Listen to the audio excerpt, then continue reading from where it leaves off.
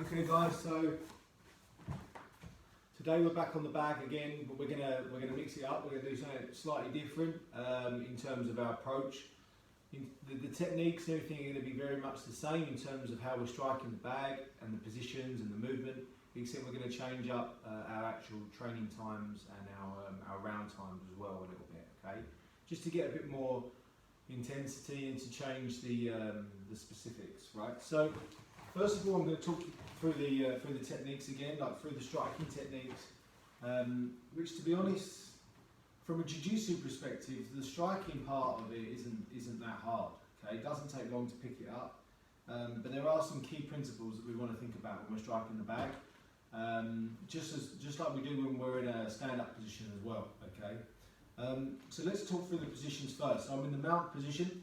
I can either be flat with my insteps flat to the mat, or I can be up on the balls of my feet.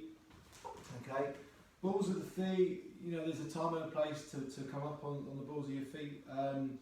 You get a little bit more push, okay, when you're striking, but in my opinion, you're slightly more susceptible to people recovering their guard or putting you in half guard or something like that, because you've created a gap for people to hook under. So I like to have my insteps flat to the mat.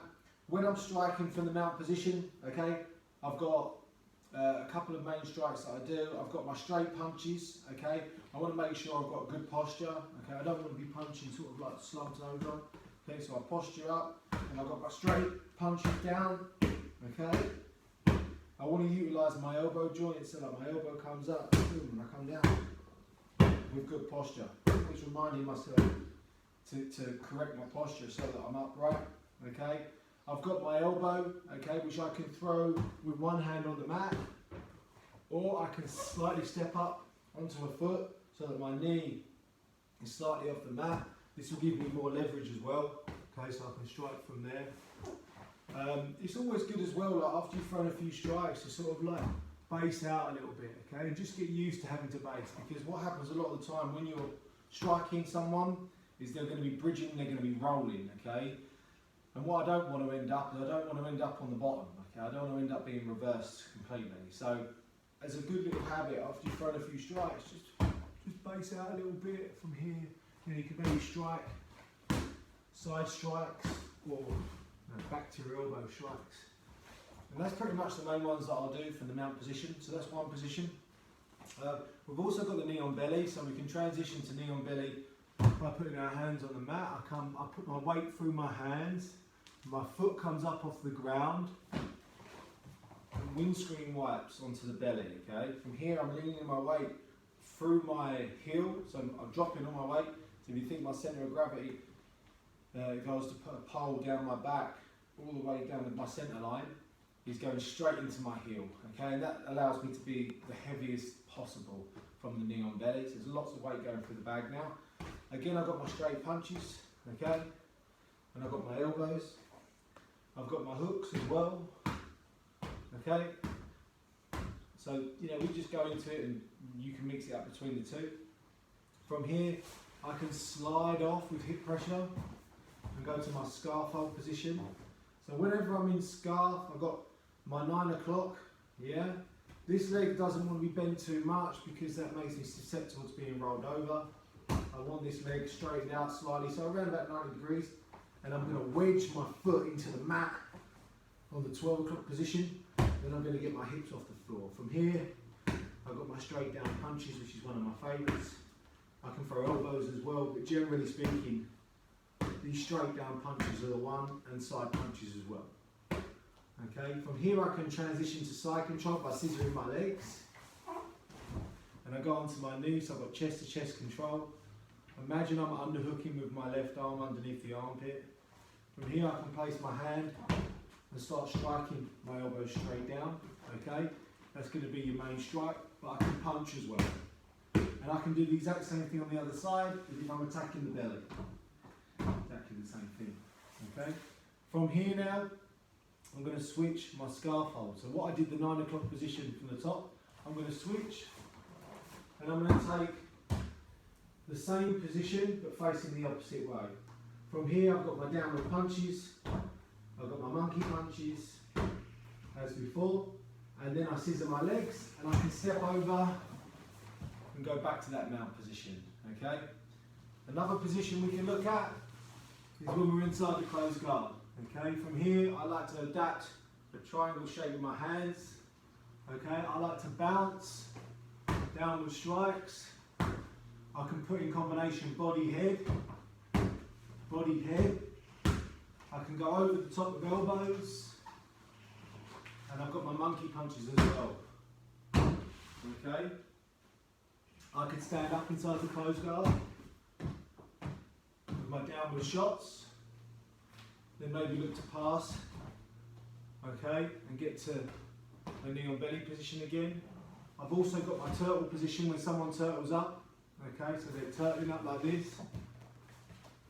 I'm going to sit my hip on their hip, and then I'm throwing strikes to the head from that position. Or I go to a squat position, imagine that this is the hip, and I squeeze my knees on the hip, okay, and I take a tight waist grip with my arm around the belly, and I strike, okay. Whenever I'm controlling someone from the turtle, I want to try and control two corners, okay. So if you imagine someone turtled up here, each shoulder is a corner and each hip is a corner. I'm on their left hip, and I want to try and control their right shoulder, okay. Now there's two ways I can do that. I can take a tight waist grip, so I'm just going flat palm underneath, and I'll go to the near side hip, okay, and grab. It's hard to do on the bag. Or I'll come underneath the arm and control at the wrist, okay. And that's about as much control as I can get from this position. Or I can switch and go hip to hip and still keep landing these strikes. I can imagine they collapse to try and recover guard, put me back on guard, and then I'm back to striking from this guard position with my punches and my elbows again. I come up, I can pass, slide off, back to my scar, and so on and so forth. I can pop up to knee on belly, from there transition to the mount. So you see, you can work on just straight transitions, or you can put ground and pound into the mix. All of them are good exercises to do for jiu-jitsu and for MMA, and just for fitness, you know. These videos I'm doing today are not for your sort of like, you know, pro MMA fighter, because they'll be doing this, they do this stuff every day anyway. This is just for Joe Blogs that's at home and wants a bit of a workout, but you know, doesn't want to go out running or cycling or is bored of that sort of stuff. This is a great opportunity, and it's really good for your heart rate. So we're going to go through all of that, and we're going to give 100% effort, okay, with our strikes and our transitions. And don't worry if your transitions are a bit clumsy to start. You know, I've been training jiu-jitsu for 12 years, and you know, I still make mistakes every now and then with my transitioning. But do your best with that. Make sure you put 100% into your punches. If you have got wrist wraps, I recommend wrapping your wrists and putting some bag gloves on, or MMA gloves, or mitts or something to protect your knuckles. We're going to mix it up today with regards to how we're going to train. So we're going to do a 1 minute round with a 20-second rest period, okay? And that's going to be timed on my round timer, so you're going to hear it dinging. So the first ding is going to be the 1 minute round starting. We're going to do our round, we're going to transition between all the different positions. In fact, sorry, I'm going to change that up. So what we're going to do is we're going to do a 1 minute round with a 20-second rest period, and each round is going to be in a different position to start with. So we're going to do a 1 minute round inside the closed guard, banging our shots. Once that time is up, we're going to rest for 20 seconds, and we're going to transition to another position. Then we're going to do 1 minute, maybe from scarf, or from the mount, or from knee on belly. And I'm going to show you what position to get into, and then you're going to bash out your 1 minute with your 20-second rest period, which will give you time to get into the next position. So we're going to do that for 5 rounds. So we're going to do 300 seconds of work with 80 seconds of rest. And then we're going to have a 1 minute rest to end that whole circuit. And then we're going to finish with one 3-minute round, mixing up all the positions together. Okay, so a bit of a change in dynamics. It should work your heart rate, your cardio, and also your explosiveness on the ground, and really help you with your transitions and your striking. Okay, guys. So let's get cracking. So we're going to start inside the closed guard, and I'm going to set the timer. As soon as the timer starts, I'm going to run back and get inside the closed guard, and I'm going to start striking. And then, like I said, after the 1 minute, we're going to have a 20-second rest period, and we're going to transition to another position, which I'm going to tell you to get into. When that timer starts again, we're going to start our ground and pound again, okay? And we're going to go for 5 minutes, okay, with 20-second rest period in between. So it's 300 minutes, as I said, 300 seconds of work, rather, and 80 seconds of rest. So let's give it a go. Okay, get ready in the guard position, and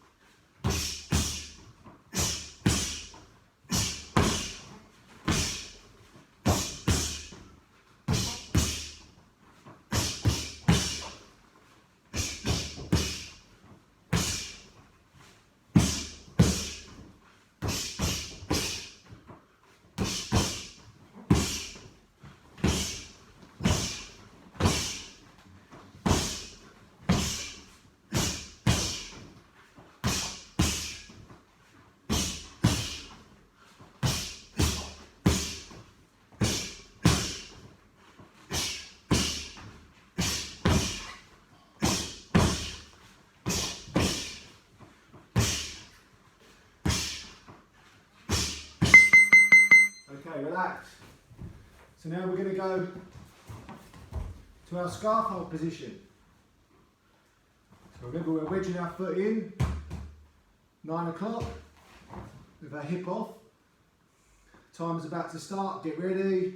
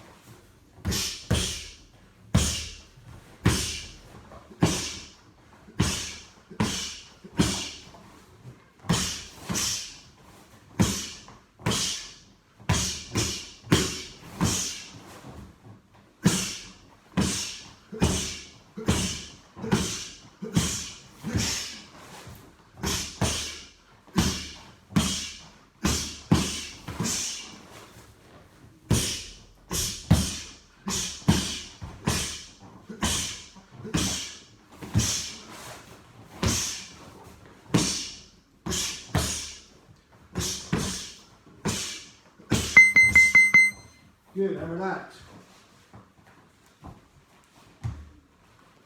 So next position is going to be knee on belly. I want my instep connected to the bag. I don't want it to be a gap. Weight through my heel.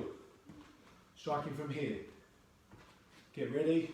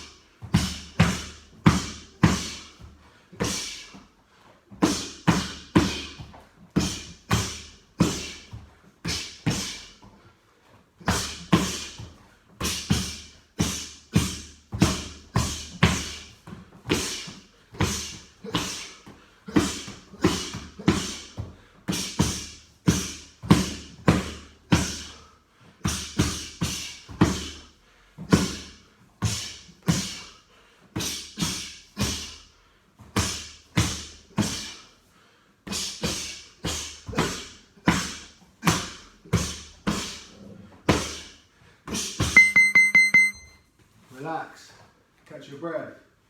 So now we're in the full mount. So again, when I'm in the mount, insteps flat, I always want to be trying to sit on the belly button. So again, draw a centre line, pole going through my back, out my butt.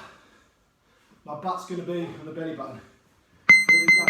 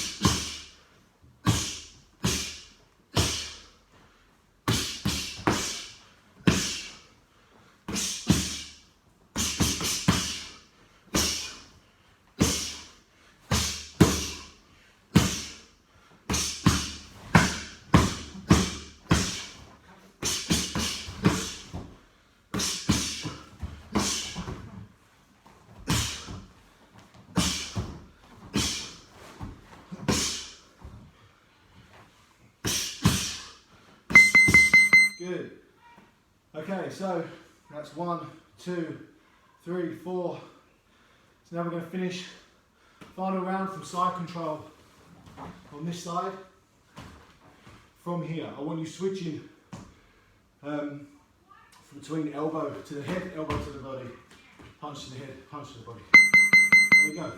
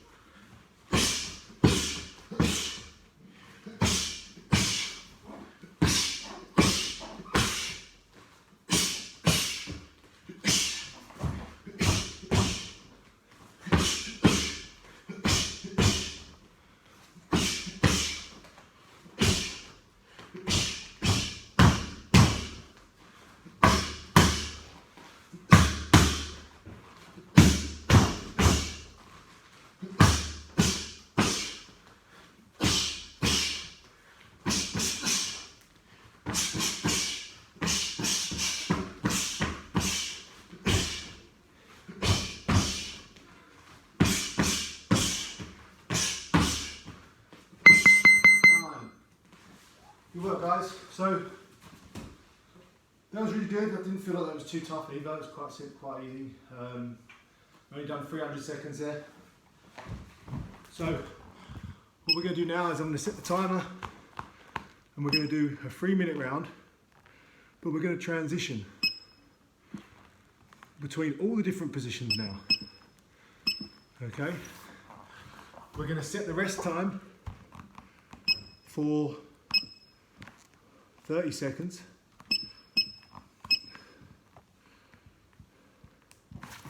And we're going to try and do 3 rounds of 3 minutes. Okay, so 3 3-minute rounds with a 30-second rest period.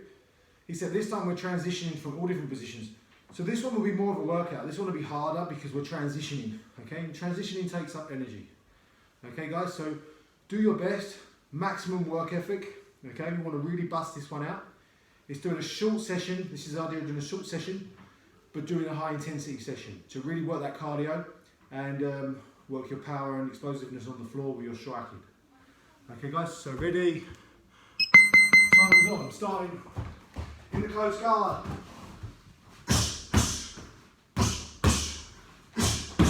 Stacking up. Passing.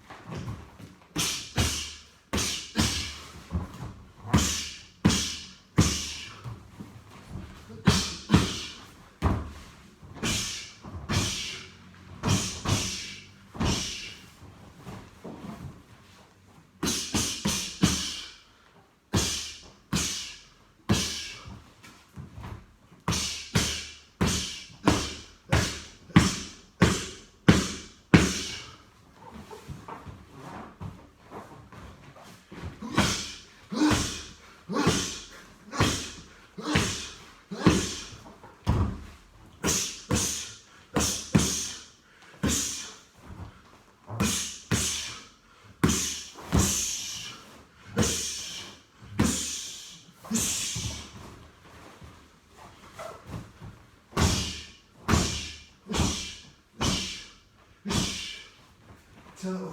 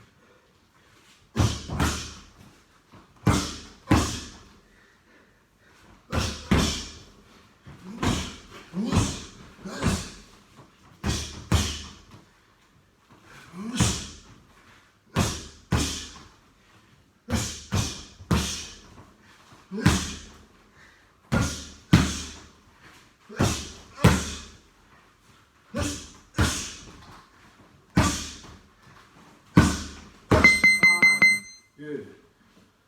Okay guys, we've got a 30-second rest before we go again. Catch your breath. Utilise this time to have a little stretch. 10 seconds. Starting the mount.